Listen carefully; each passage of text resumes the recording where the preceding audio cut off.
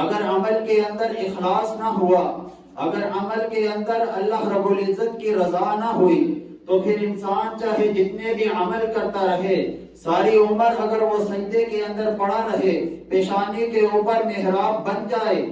لیکن اگر عمل کے اندر اللہ رب العزت کی رضا شامل نہ ہوئی، اگر عمل کے اندر خلوص نہ ہوا، تو وہ ساری کی ساری عمر کی اس کی عبادت کسی بھی کام نہیں آئے گی۔ اگر انسان کی نیت ٹھیک نہیں، اگر عمل کے اندر ریاکاری آ جاتی ہے، اگر عمل کے اندر دکھلاوا آ جاتا ہے، اگر انسان چاہتا ہے کہ مجھے اس وجہ سے شہرت مل جائے، تو پھر یاد رکھو دنیا کے اندر اس کو شہرت مل جائے گی، لیکن اللہ رب العزت کے ہاں اس کے لیے کوئی بھی اجر و ثواب نہیں ہوگا۔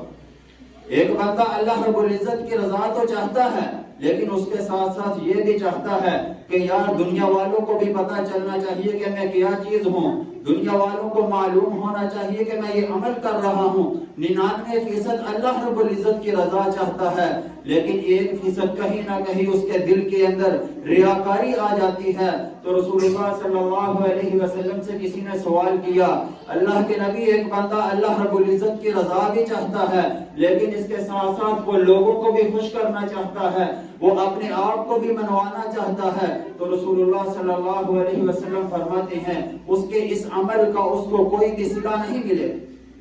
دوسری روایت میں ہے رسول اللہ صلی اللہ علیہ وسلم فرماتے ہیں جب ایسا بندہ قیامت کے دن اللہ رب العزت کے سامنے پیش کیا جائے گا، تو اللہ رب العزت اسے فرمائیں گے ترکتہ وشرکا،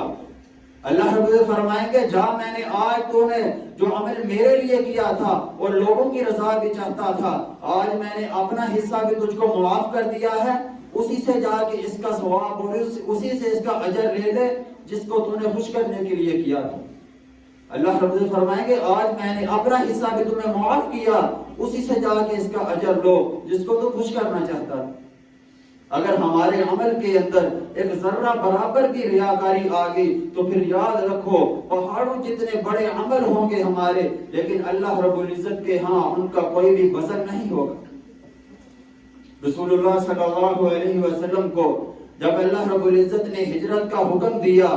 آپ مکہ سے مدینہ کی طرف ہجرت کرتے ہیں، آپ کے ساتھ آپ کے بہت سارے اصحاب بھی مدینہ کی طرف ہجرت کرتے ہیں، رستے کے اندر بہت زیادہ تکلیفات کا سامنا کرنا پڑتا ہے، رستوں کو بدل بدل کے چینج کر کر کے مدینہ کے اندر پہنچتے ہیں، اور کفار کی وہ مشکلتیں سب برداشت کر کے جب مدینہ کے اندر پہنچ جاتے ہیں تو اللہ رب العزت کی طرف سے ان کے اوپر انعام ہوتا ہے۔ اللہ رب العزت سورۃ حشر میں فرماتے ہیں للفقراء المہاجرین الذین اخرجوا من دیارہم واموالہم یبتغون فضلا من اللہ ورضوانا وینصرون اللہ ورسولہ اولئک هم الصادقون۔ اللہ رب العزت ان پر انعامات فرماتے ہیں، لیکن ان میں ایک بندہ ایسا بھی تھا جو ایک عورت کی وجہ سے ہجرت کرتا ہے، وہ بھی صحابہ کرام کے ساتھ ہی مکہ سے نکلتا ہے، مدینہ کی طرف جاتا ہے، وہ جمیلہ نامی ایک عورت کے ساتھ شادی کے ارادے سے وہاں سے ہجرت کرتا ہے،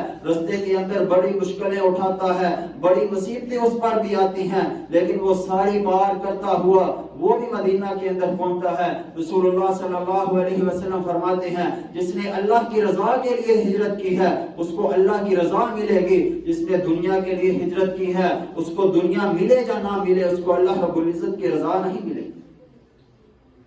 یعنی جو بھی عمل کرنا ہے اس کے لیے ہماری نیت خالص ہونی چاہیے، ہمارا خلوص پختہ ہونا چاہیے۔ اگر ہمیں نیت کے اندر ذرا بھی خلل آ گیا تو وہ عمل ہمارے کسی بھی کام نہیں آئے۔ رسول اللہ صلی اللہ علیہ وسلم کا فرمان ہے، آپ فرماتے ہیں قیامت کے دن جن 3 بندوں سے سب سے پہلے اللہ رب العزت جہنم کو جلائے گا، جن پر جہنم کو بھڑکایا جائے گا، وہ 3 بندے کون سے ہوں گے؟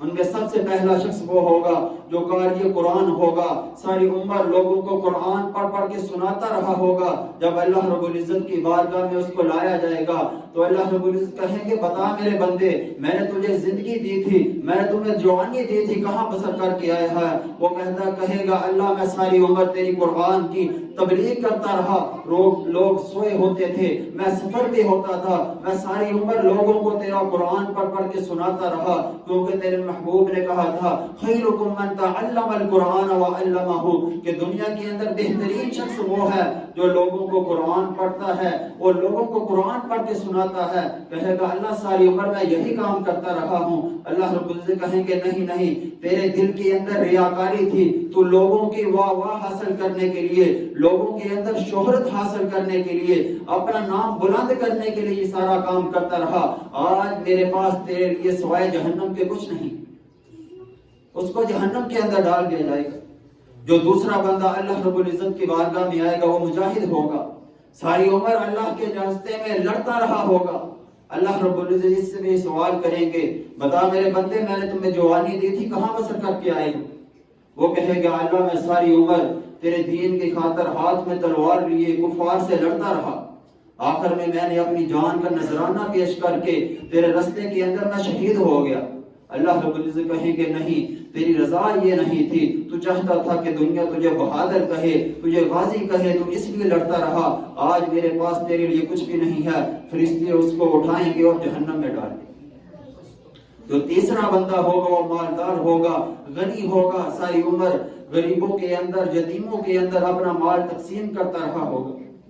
جب اللہ رب العزت کے ہاں اس کو لایا جائے گا، اللہ رب العزت سے بھی یہی سوال کریں گے بتا میرے بندے میں نے تجھے مال دیا تھا، میں نے تجھے جوانی دی تھی، میں نے تمہیں زندگی دی تھی، کہاں بسر کر کے آیا ہے؟ وہ کہے گا اللہ میں ساری عمر تو نے مجھے کو مال دیا، میں یتیموں اور مسکینوں کے اندر اس مال کو تقسیم کرتا رہا۔ اللہ رب العزت کہیں گے نہیں، تو نے میری رضا کے لیے نہیں کیا، تو دنیا کی شہرت چاہتا تھا وہ تجھے مل گئی ہے، لہذا آج تیرے لیے میرے پاس کچھ نہیں ہے سوائے جہنم کے۔ فرشتے اس کو بھی اٹھائیں گے اور جہنم میں ڈال دیں گے۔